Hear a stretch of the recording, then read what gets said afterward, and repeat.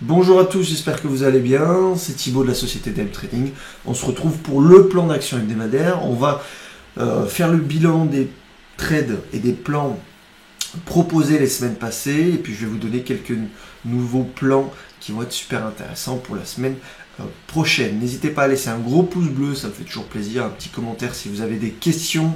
Donc j'ai mis à jour l'Excel maintenant que je suis rentré chez moi pour la transparence de ce format vidéo.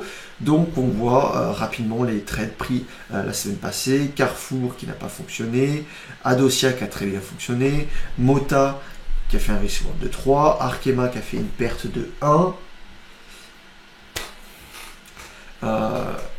Sanofi, Carrefour, Michelin, Verallia qui sont en cours, Soitec qui a fini perdant, Jacques Metal et Voltalia qui sont en cours. Ok, donc je vous fais le bilan de la semaine passée. Soitec, ça a fini par avorter alors qu'on avait bien commencé. Le marché a corrigé dans son ensemble, surtout jeudi, une grosse bougie baissière sur les marchés américains, les marchés européens. On voit que ça concorde avec Soitec.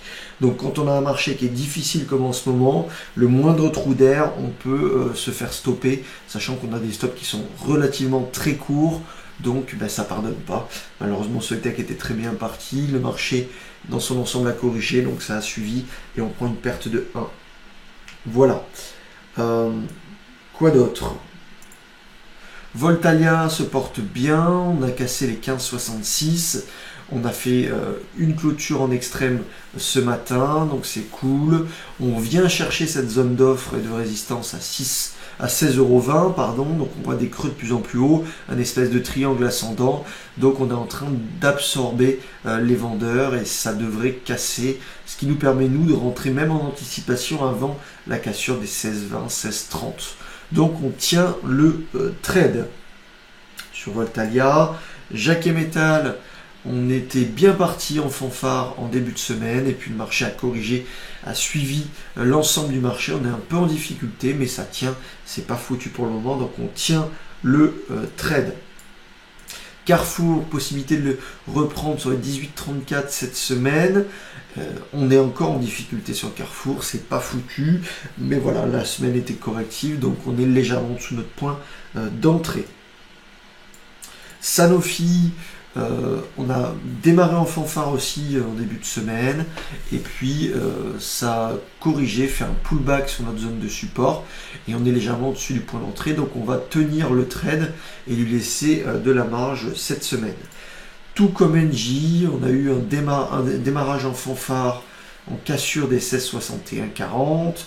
On a corrigé sur l'ensemble du marché, on a fait pullback et on fait une très belle journée vendredi. Donc à tenir NJ, on a un joli point d'entrée assez bas. On pourrait aller chercher facilement les 15,50 à nouveau. Les Verallia qui était celle que je préférais le moins et qui forcément se comporte le mieux, donc tant mieux puisque je vous l'ai proposé achat à 46. Vous pouvez quasiment vous mettre flat en espérant qu'on franchisse cette zone de résistance et d'offre à 41,26. Vous voyez les volumes ici, donc accélération des volumes, demande importante, creux de volume, il n'y a pas beaucoup d'offres et ça repart. En termes de volume, de comportement des volumes, c'est un cas d'école, essayer d'imprimer ce genre de comportement, c'est tip top. Voilà. Concernant les semaines précédentes, on a Adosia qui se comporte extrêmement bien. Bon voilà, vous me dites combien de risk reward vous avez gagné sur ce trade, mais c'est juste astronomique. Moi j'ai encaissé un risk reward de 6 et après coup, on aurait pu gagner largement plus, hein, si ce n'est 10 ou 12 sans aucun problème. Donc vous me dites combien vous avez gagné. Là aussi, l'empreinte et comment ça s'appelle,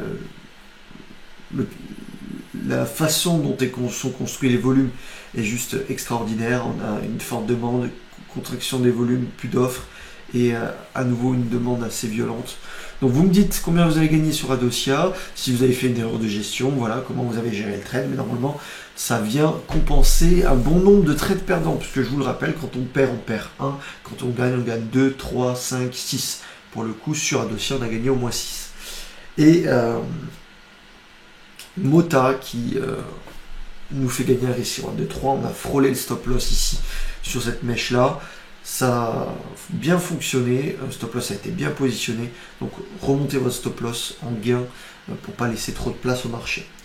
Voilà, ça c'était les plans donnés la semaine, les semaines précédentes. On peut aller voir les trades perdants aussi, Arkema qui n'a pas fonctionné, il y avait quoi d'autre, Carrefour qui n'a pas fonctionné, etc. Donc, on n'a pas un taux de réussite élevé, hein, vous le savez, mais ça ne pose aucun problème dans nos styles de trading. On va chercher des risques reward élevés, donc ça pose aucun problème. Voilà. Pour cette semaine, alors qu'est-ce qui va être proposé cette semaine? On peut, Cofina n'a pas été déclenché, on peut s'attarder sur Cofina, achat 0,45, stop loss à 0,4320. Concernant les bancaires, il y a pas mal de bancaires qui sont en train de setup. Je vais vous en proposer une bancaire et une assurance. La BNP à 59,52 avec un stop loss à 58,20 pour être intéressante. On peut aussi aller sur les télécoms. Les télécoms sont en train de setup, donc pourquoi pas s'intéresser à Bouygues qui fait une accélération forte et qui fait un pullback profond avec une faible volatilité. Il n'y a plus beaucoup d'offres, donc un achat à 31,55, stop loss à 30,95. UMG peut être hyper intéressante, on a un stop loss hyper court, achat à 23,29, stop loss à 22,83. Vous voyez, on prend pas mal de trades, mais quand on a des stops hyper courts, c'est pas grave, parce que si celui-là il passe et qu'il monte jusqu'à 25, on a un risque reward de 3 ou 4 sans aucun souci. Donc voilà. UMG qui est pas mal. AXA, je vous le disais, on va pouvoir la travailler au-delà des 27,72 avec un stop loss à 27,087. On repart sur du télécom avec Orange qui là est dans une dynamique baissière, mais ça fait 2 semaines qu'on contracte au niveau de la volatilité, qu'on contracte au niveau de l'offre.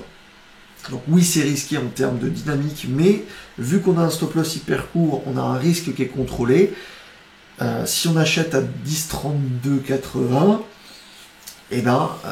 on peut facilement avoir des risques rewards si le marché bouge. Donc tant qu'on contrôle notre risque, vous pouvez aussi travailler les dynamiques baissières comme Orange.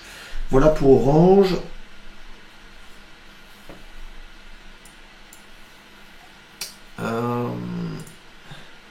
Bicom portugaise, voilà, je vous avais proposé un achat il y a quelques semaines à 0,2260, stop loss à 0,2165, ça a donné une grosse accélération. On peut travailler à nouveau ce creux de volume ici hein, à 0,2524 avec un stop loss à 0,2462. Voilà, AkzoNobel est un peu en difficulté, dans une dynamique un peu baissière, mais on a un stop loss qui peut être relativement court, donc achat à 74,44, stop loss à 73,22. Et le dernier, je vous en propose un paquet cette semaine. Hein.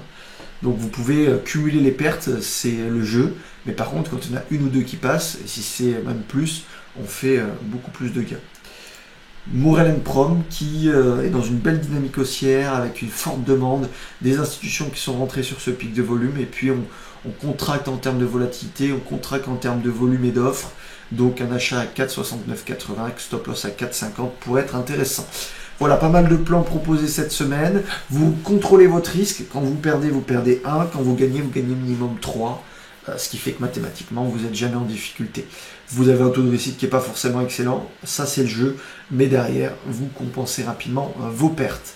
Voilà, petit commentaire, petit pouce bleu, ça me fait plaisir. Désolé de ne pas avoir mis la caméra, mais il est 7h du mat chez moi, je reçois du monde toute la journée, je ne suis pas encore douché, mais je vous fais cette petite vidéo, le plan d'action hebdomadaire.